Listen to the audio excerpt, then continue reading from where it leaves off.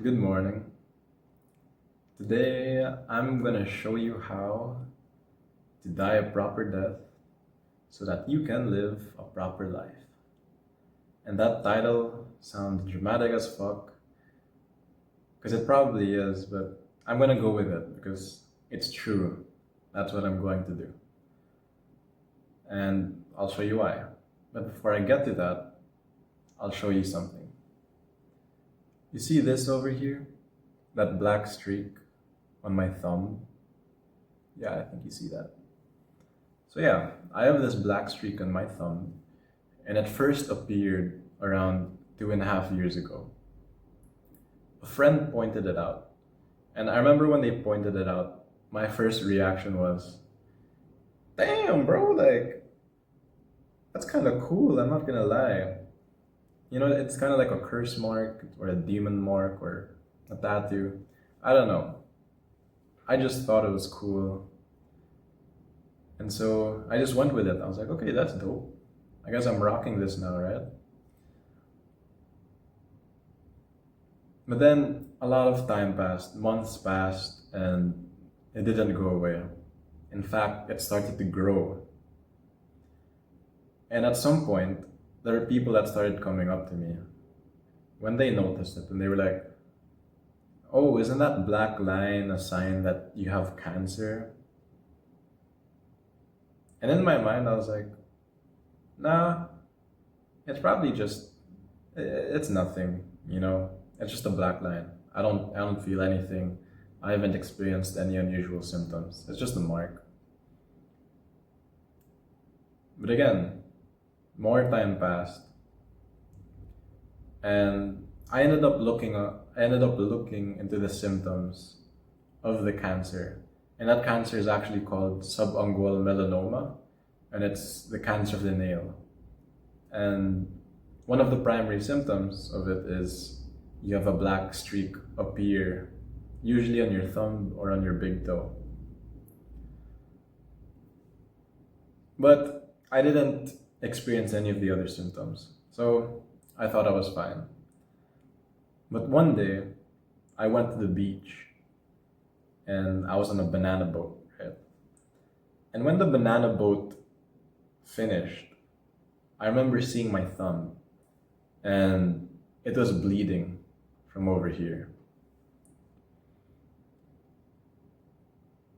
And I remember bleeding is one of the primary symptoms of subungual melanoma. That's one of the really bad symptoms, right? And so at that point, that was the first time I seriously started to consider that I might have cancer. And I was very scared. I was very anxious. And I have a very hyperactive mind, especially at night. And so I started imagining everything. And I started imagining how I would end up dying. You know, from the moment I started chemotherapy if I needed it, to the last couple of moments I'm gonna spend with family members, with friends, you know, watching myself rot away. I imagined it all. And those thoughts triggered very intense feelings. And there were lots of nights I remember I was just crying over it because I couldn't get it out of my head. And even when I tried to stop the thoughts, as you know, those thoughts just come in rushing back with more. And so this was the first time in my life I seriously considered the possibility that I was going to die and everything was going to end. And so I couldn't help but ask myself the question, how do I want to die? Let's say I had a year left, right? Or let's say I had 2 years, however long I had left. If the cancer was there and it already spread. When you think about when you think about it in that way, there are just so many things that lose their importance, and you gain so much clarity as to what actually matters for you. So when I think about the possibility that I am dying, it just becomes clear to me. I don't care anymore what other people think. I don't care about external validation or achieving a certain outcome. I don't care about all of these external standards and expectations, right? The number one thing that I realized is that I just want to experience whatever time I have left to its fullest, and I want to really be present in this experience. And I want to do the things that I want. I want to spend time with the people I love, and I want to do the things that I want, regardless of whether or not those things turn into anything. And yeah, but then I realized that that isn't only the case if you have cancer, if you only have 2 years left to live. Because everyone is not only living, but everyone is dying.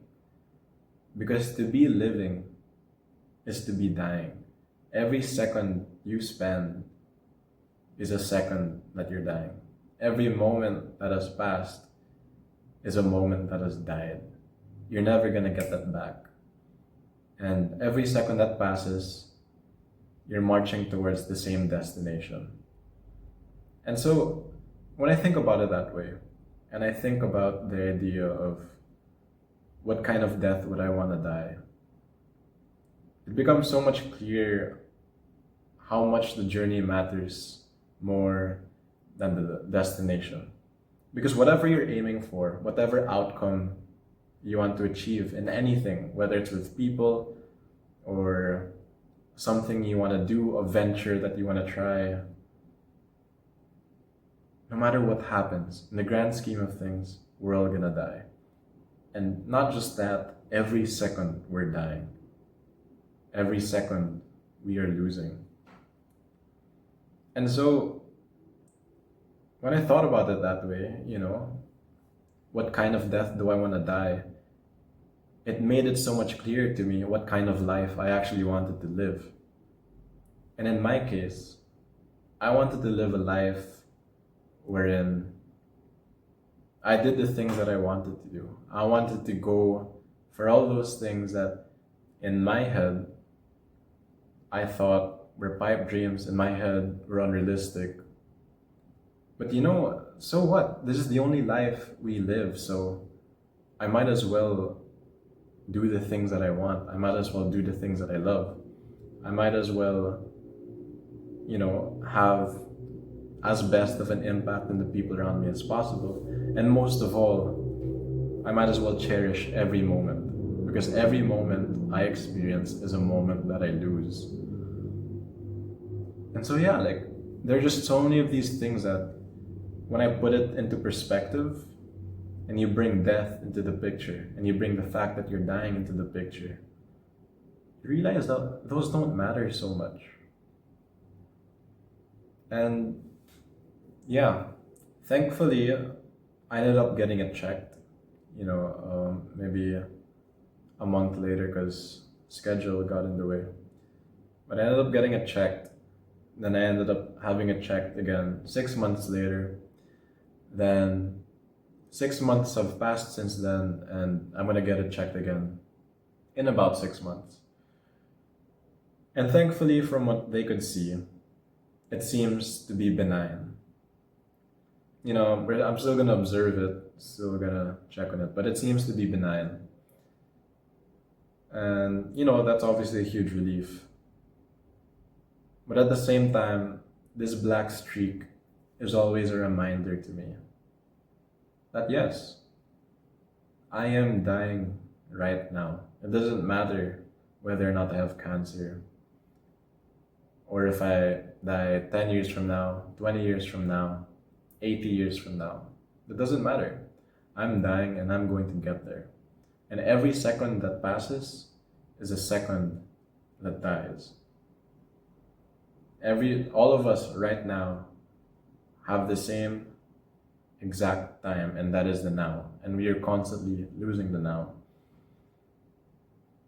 And no matter what happens, no matter what we do in life, we're always gonna die at some point. And so when you ask yourself what kind of death you want to die, at least for me, it gives so much clarity in what kind of life you want to live.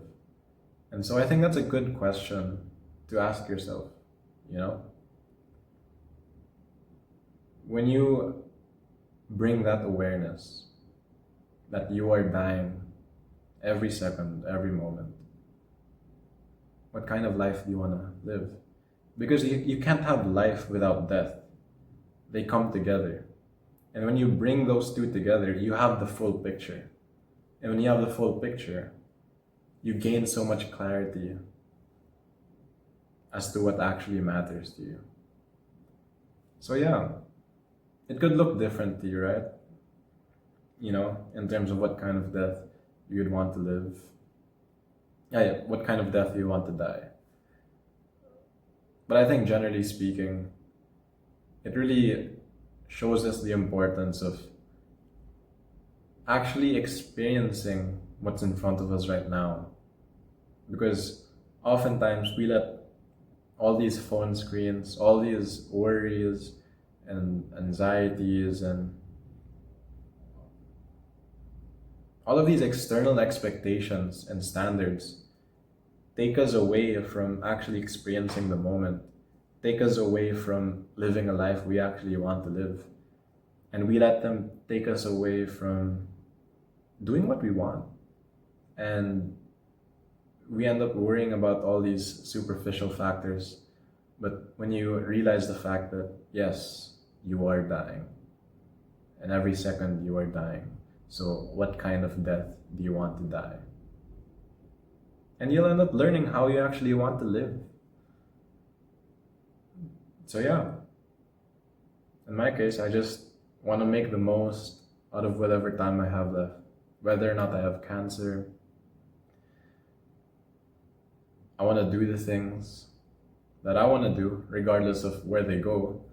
And this channel is one of those things, right? And I want to be me. I want to be me. I want to be real. And yeah, whenever death comes, it is what it is. But for now, I'm going to die a proper death. And I'm going to continue dying a proper death. And I hope you too. I hope you do too. So yeah, that is all for now. I hope you have a good morning, my fellow peasants. Peace.